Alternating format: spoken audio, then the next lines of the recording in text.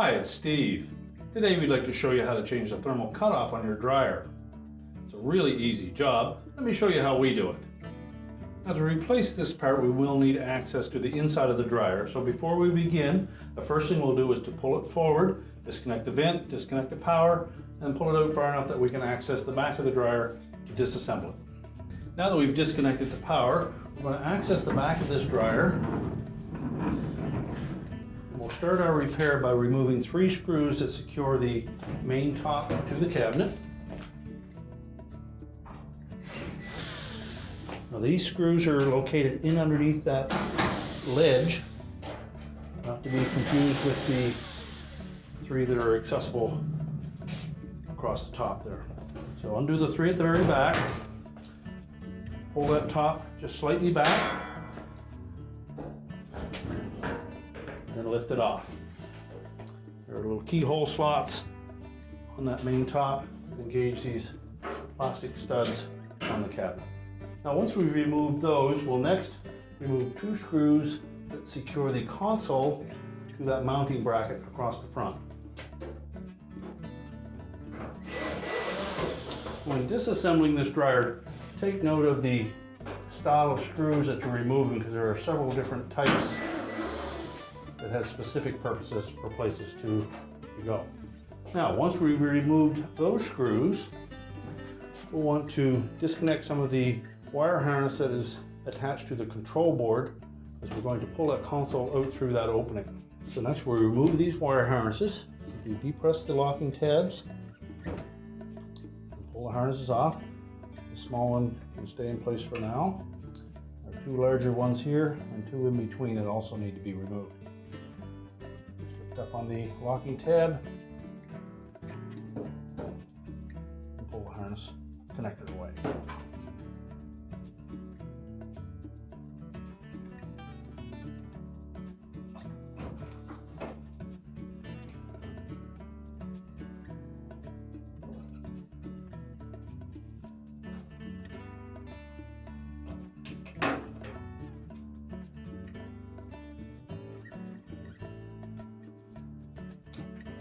Now, if you find difficult to access the locking tabs on these 2 connectors, take a small flat blade screwdriver and reach in there and push down on them.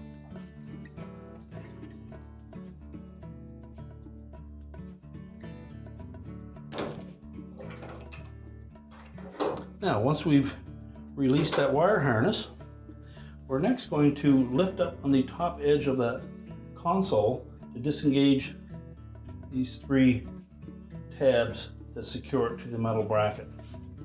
So just grasp the top edge of that console firmly, pull up on it to disengage those tabs. At the same time, just pull a little bit forward. Once it's disengaged at the top, you just lift it and tilt it until the bottom disengages from the front panel.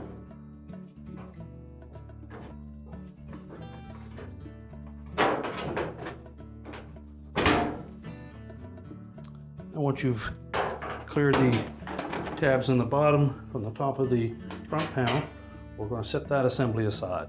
So next we'll open the door up and we're going to remove 2 screws that are located down by the lint filter.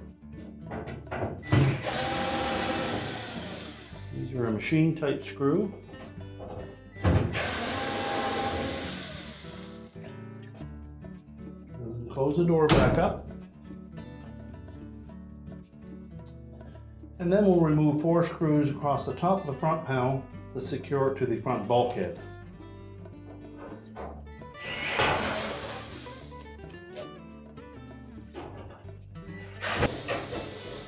And be sure to support the weight of that front panel as you remove the screws. Now once it tilts out a little bit, we'll have access to the harness to the door switch. So simply grasp that harness connector firmly and pull it to the right to disengage it. And then tilt that panel out a little farther and then lift it off completely. Now next we'll disconnect the harness to the light bulb. So you pull it straight off of the socket and and tuck that back in out of the way. We're then going to remove that support bracket for the console. There are 2 screws, one on either side through the face, and then 2 more down through the top. And again, take note of the difference in the screws. You may find on your model you have short ones through the face and longer ones down through the top.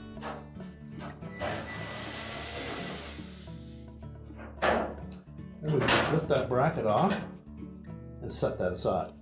Now we can disengage the wire harness and these holders on that front bulkhead and just tuck those out of the way for now. Now our next step will be to remove that front bulkhead, and to do that we'll need to remove 4 screws, 2 on either side, and we'll also need to disconnect this harness that goes into the lint filter area. So we'll start by disconnecting that harness. Pull the connector out far enough that you can access the locking tab on it. You press that locking tab and then separate the 2 ends of the connector. And now we'll remove the 4 screws. Now just support the drum, then lift up on that front bulkhead to disengage the hooks from the side of the cabinet.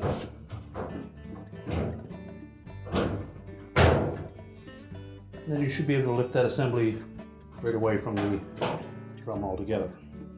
You may find that the drum wants to hang up on the front drum rollers, so just be sure that you lift it off of those before you try to pull that bulkhead away.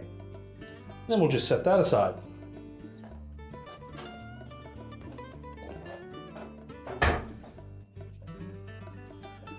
Now next we'll need to disengage the belt for the dryer drum, and to do so we're going to reach in on both the left hand and right hand sides.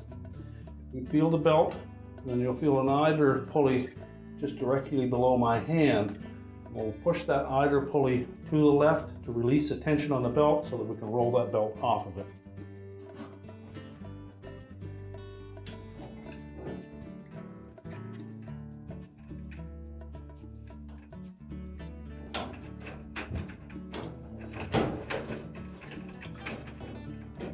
And just make sure that the belt is free of both the motor and idler pulleys. And then we'll use it to lift the drum completely out of the dryer. Lift it off the rear drum rollers, and then just slide it through the opening on the front. Now to change the thermal fuse, we're going to remove these 2 screws that secure the mounting bracket to the heater housing. We'll also pull the 2 wires off of the terminals and inspect those for any signs of arcing or corrosion, and if there's some evident, you'll need to replace those terminals.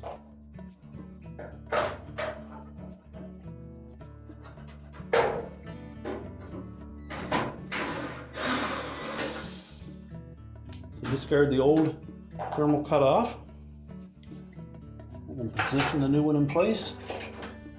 Install the mounting screws.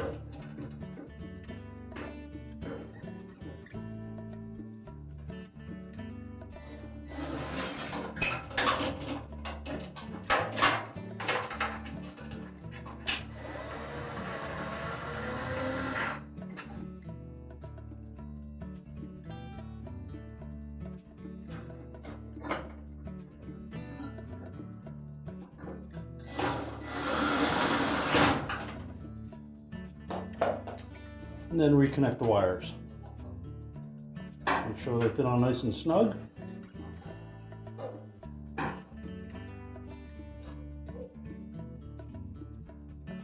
Typically when you change a thermal cutoff, you should also change the high limit thermostat, as a thermal cutoff is the backup device should the high limit thermostat fail. Typically you would replace both of these items at the same time if the thermal fuse has failed. It is rated at a slightly higher temperature than the high limit thermostat. And normally the cause for either of those 2 devices to fail is a restricted vent, so you'll want to check your venting system completely be from the back of the dryer right through to the outside of your home and remove any restrictions that may have caused a heat buildup. So install the belt on that drum first, making sure that we have the groove side towards the drum. Then we'll use the belt to support it as we lift it into the dryer cabinet. And we're next going to make sure that we engage the back of the drum onto the rear drum rollers, so that the drum rides flush up against the rear bulkhead. And just let it set on the blower housing for now. Center that belt just behind the center rib, so just back of the center. And we're going to reach in with our hands and we're going to grab that belt, pull it around the idler pulley onto the motor pulley, and that will fully engage it. Using both hands, one in through the left, one in through the right. Find that belt, make sure that we have the groove side facing up against the drum itself.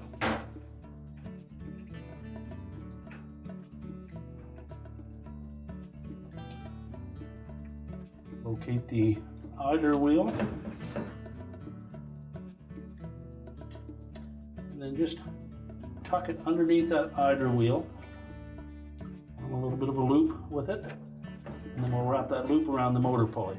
As we push to the left with that idler against the idler spring, make sure the belt is fully onto that motor pulley. And again, that it is groove side against the drum. You can then take that drum and just rotate it clockwise from the front. You'll see the blower wheel moving. And that will allow us to center that belt on both the pulleys and the dryer drum itself. And now we're ready to put the bulkhead on. Now when installing that front bulkhead, we want to make sure that we engage those front drum rollers into the groove at the front of that drum.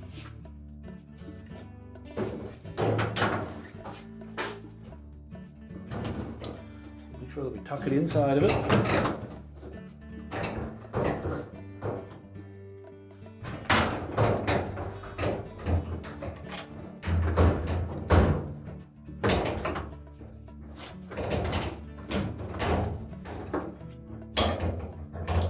And then engage the hooks on the mounting brackets into the keyhole openings on the side of the cabinet.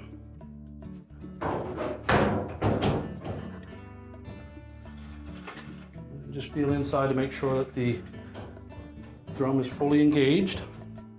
And we'll put the retaining screws in.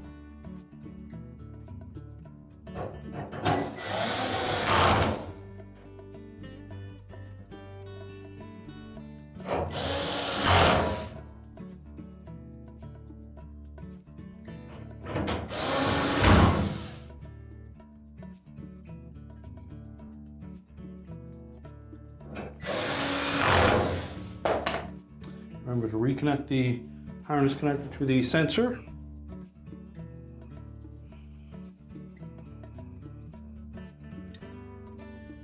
And push it in far enough that the locking tab engages on that. Now with the front bulkhead in place, our next step will be to tuck that wire harness into the harness restraints that are attached to the front of that bulkhead.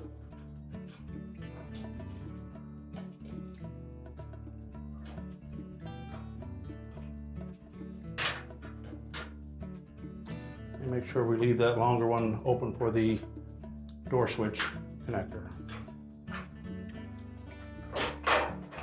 Then next we'll put the support bracket on for the control panel. We'll line up the two hooks on either side with the slotted openings on the top, and we'll also make sure that these tabs sit on top of those side brackets.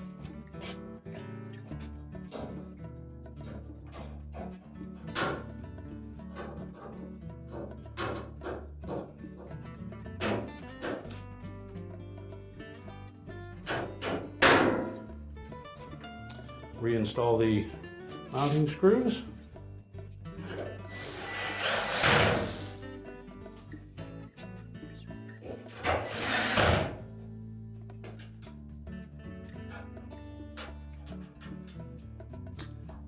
then reconnect that wire harness connector to the light bulb socket. Make sure that's pressed firmly onto the socket. And the black wire should be facing out on that harness. Now next we're ready for the front panel. Now when installing the front panel, we want to make sure that we line up those slotted openings on the bottom of the front panel with the two tabs that are attached to the base. Make sure those are fully engaged. Tilt that panel forward. Before we push it up into position, we'll re-engage the harness connector for the door switch. Make sure that's pressed firmly into that socket. And then that panel should lay up against the cabinet. While holding it in position, we'll install a couple of the retaining screws.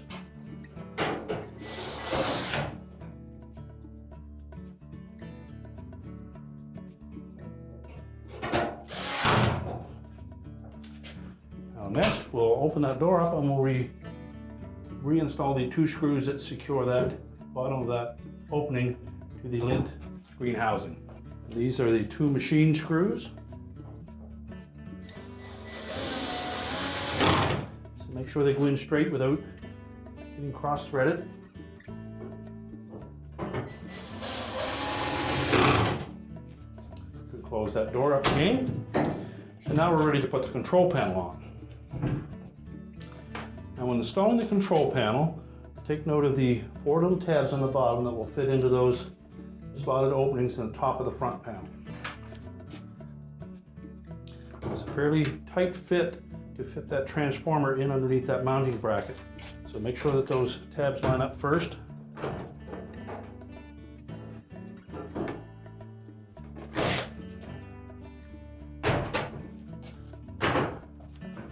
And then it should just drop down into place. Now at this point we're going to squeeze the top of that control panel to that mounting bracket so that those little plastic tabs will hook into place. You can then put the two retaining screws in the corners. So just secure that with the two screws in the corner.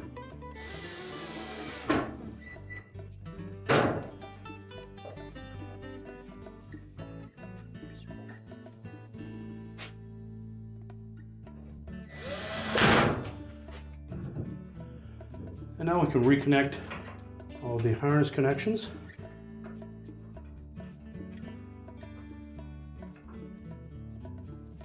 These are all color coded, so it'll be blue to blue, yellow to yellow, white to white, black to black, and so on.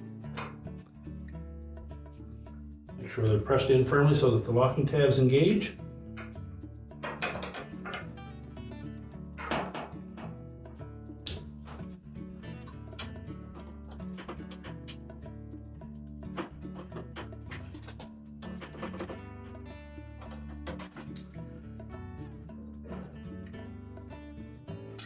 And now we're ready to put the top panel on. So just position that top back about 1.5 inches or so from the back edge of that console. And it should slide straight forward, keeping the edges flush, and that will engage those keyhole slots. We can then put the 3 retaining screws in across the back. Now we're ready to push the dryer back into position. We're now ready to reconnect the vent and the power, and your repair is complete.